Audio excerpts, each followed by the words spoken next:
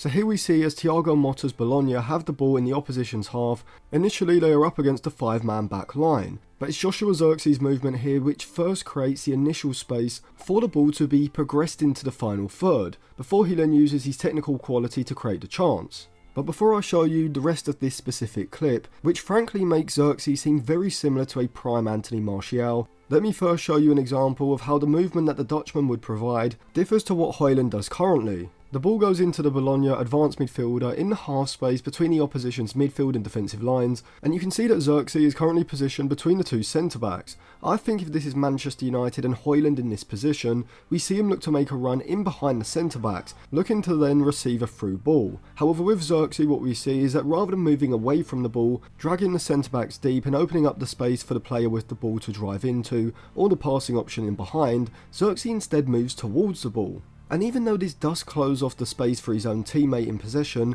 the check and the hold of position creates a few yards of space, with the centre-backs dropping off from expecting his movement in behind. From here, it's imperative that the Bologna players, initially starting deeper than Zirkzee in the attack, make aggressive runs ahead of him in order to stretch the opposition's backline and provide Zirkzee with a passing option, which is exactly what happens here. And now you can see that despite being the side's starting centre forward, when the ball is in a crossing position inside of the box, Zirkzee's positioning on the edge of the box resembles more of what you'd expect to see from a midfielder, rather than a striker or centre forward, with Zirkzee not looking to receive a chance between the opposition's backline and goalkeeper close to the 6-yard box, but instead a cut back towards the penalty spot. And this is where Zirkzee differs to Hojlund again, as with the ball in this sort of crossing position, Hojlund would be picking up a position more akin to what you'd normally see from a natural striker, with the goal that Bologna eventually score being a very Hojlund poacher-like goal. And so not only would Zirkzee offer the opposite movement to Hojlund when United are looking to progress the ball into the final third,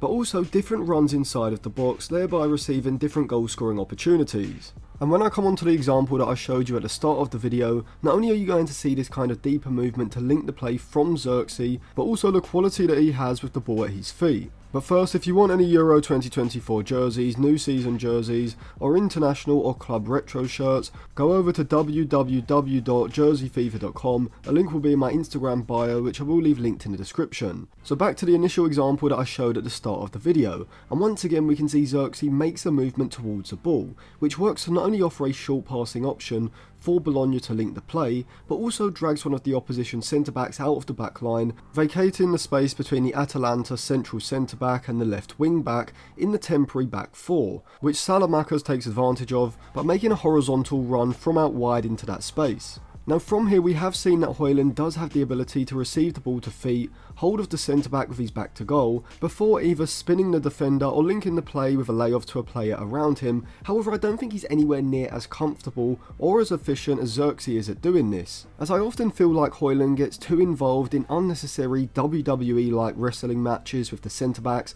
as he's trying to hold them off, which ultimately just leads to him not being able to link the play with a layoff quickly enough, just making him less efficient at linking the play in these areas than Zirkzee. But Zirkzee can also do things like this, as he has the awareness of not only where the space is that he has just created, but also where and when Salamakers' run is coming from, and links the play with an intricate flick around the corner, progressing the ball into the final third. However, this isn't even the most impressive part that Zirkzee plays in this move, as when Salamakers checks back and allows the Atalanta midfield line to get goal side, Zirkzee is backing up the play, and can now receive the ball on the edge of the final third, and Zirkzee's ability to then progress the ball forward and then create a high quality goal scoring opportunity is something that I just don't think Hojlund has in his game to the same level at this stage in his development. Zirkzee instantly sees the opportunity to progress the ball forward and uses a flip flap with his right foot to move the ball through the gap in the Atalanta midfield line, before then following his pass and receiving the ball back with a pass back from Giovanni Fabian. But even here, when receiving the ball on the edge of the box, I think if this is Hojlund on his left foot,